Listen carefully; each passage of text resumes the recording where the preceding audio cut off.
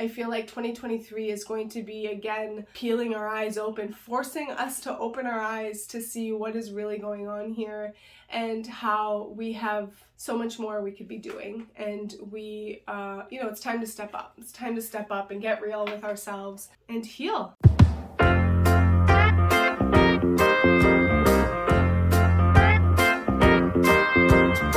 Hey y'all, welcome back to my channel. My name is Christina and we're back for another weekly intuitive reading for the collective with the Earth Magic cards. It's a new year. Happy New Year. Welcome to 2023. This reading is to kick off our year right, which, I feel like the new year doesn't really need that. It's kind of got that feel already. Like what I'm seeing from a lot of people is that people are heading into this new year with such enthusiasm and optimism and empowerment, and it's really encouraging to see. And so I'm really excited to see what 2023 brings for everybody, what it has in store for us.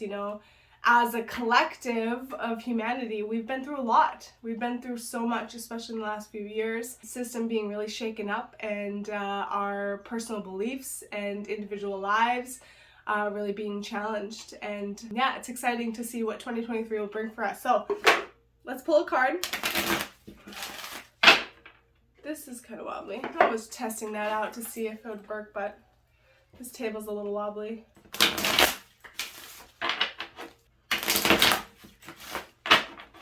Okay, so our card for today, for this week, and for this year, to start our 2023 off, we have this card. And like I said, again, we started this back at the beginning of 2022, and I was pulling weekly because I had just gotten this deck, and we were pulling a card that was guaranteed to be a card we hadn't pulled before. So if this is a card we've pulled before, I'm going to put it back and pull another card. But we have not pulled this one. So there we go. This is our card.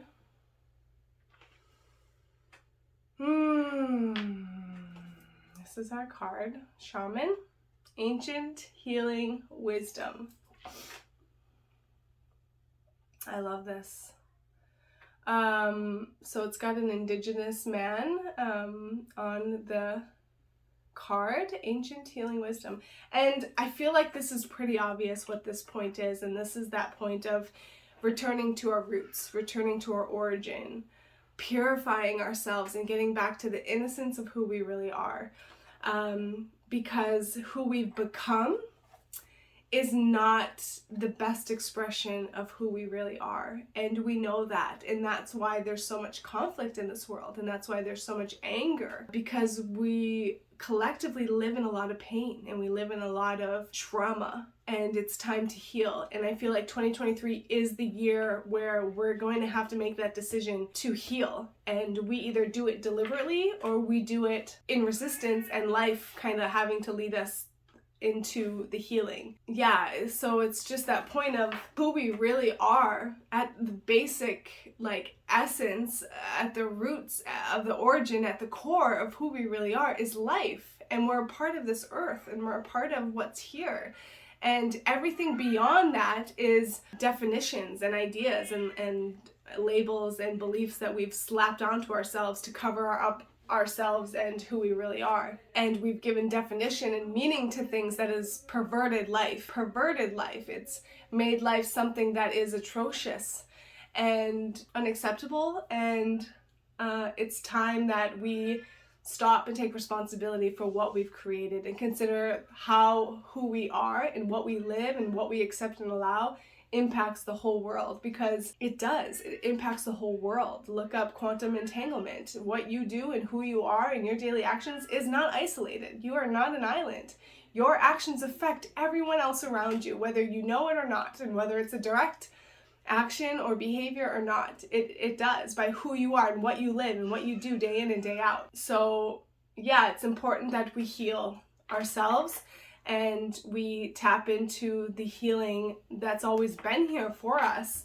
What do the indigenous cultures show us? The connection to nature and to earth, and how, to be humble and live, with and as the land, and not in superiority to it or inferiority to it, but to actually walk with it and to get to know it, I was thinking about this the other day, even though I've had for so many years this awareness that kids by the age of, there's some statistic that kids by some age know more about brands and logos than they do about the trees in their backyard.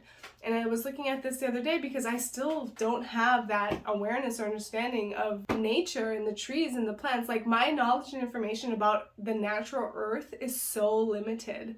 And, it's about interest, obviously what you're interested in, and follow your interests and curiosities. But like, just realizing how integrated we are with this artificial system that's all about consumerism and capitalism and brands and logos and personality and characters, and just like this display of like pretending what we need is there when really what we need and where we get our life is from and as the earth. And so this year is about reconnecting to the earth and getting back to the roots and actually fucking grounding into the reality that is real, and getting out of our delusional minds where we make up fantasies and ideas about what's real. You can have imagination and you can have ideas and see potentials, but what is in your actual life? What is in your day-to-day living? Who is surrounding you? What types of people are around you?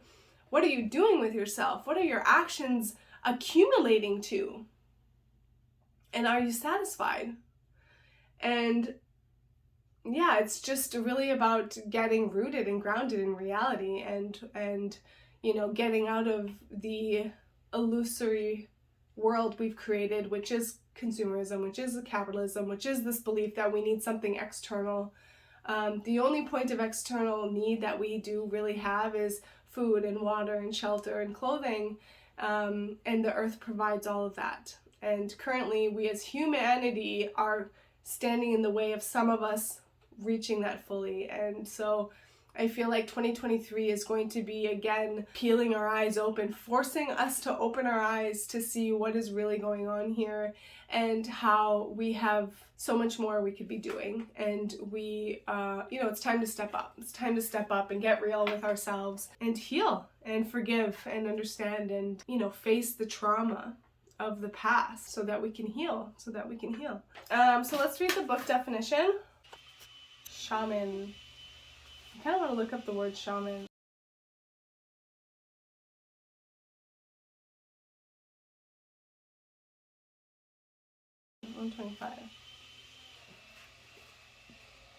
Shaman.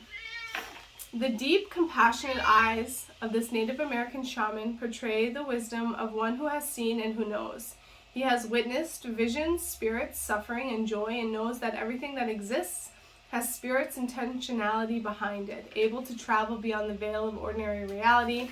The shaman's primary assignment is to discern and maintain the balance between what his human community takes from the natural world and what it gives back. When this relationship is out of balance, the shaman must do whatever is necessary to restore it. Balance equals healing. The shaman lives his life in ceremony and treats everything with reverence, including the great mystery of death and even the greater mystery of life. He works with his spirit helpers, including his ancestral spirits, to help him in his service to his people and the Earth Mother, providing a liaison between the spiritual and physical worlds. Charged with relieving suffering as one of his priorities, the shaman does so by first always tending to spiritual wound and source of all illness.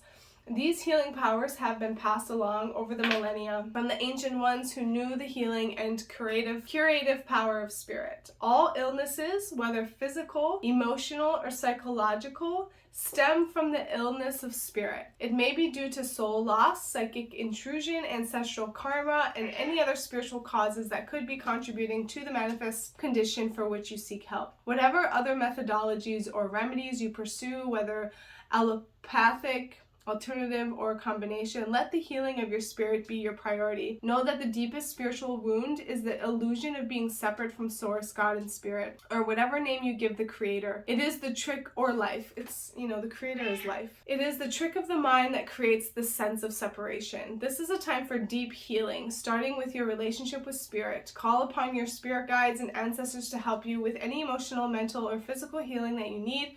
Call upon the creator to assist you in mending any rift in your relationship with spirit. Choose thoughts that support wholeness and well-being. Allow any darker thoughts or shadows shadows to appear as well, but simply observe them as they arise in consciousness, then dissolve. See yourself as healed, whole, and complete, and it shall be. This brings up the point too of like how much power we have in our hands to heal ourselves and to reconnect with the wholeness that is really who we are. You know, there are so many things that we can use, healing techniques, tools, understandings, beliefs. There's so many things that we can use, religions, teachings, channels, you know, books. There's so many things that we can use as a bridge to support ourselves. But ultimately, I heard the perspective that I really liked is that they're just permission slips of giving us that allowance to be more who we really are. So whatever modality you use that supports you to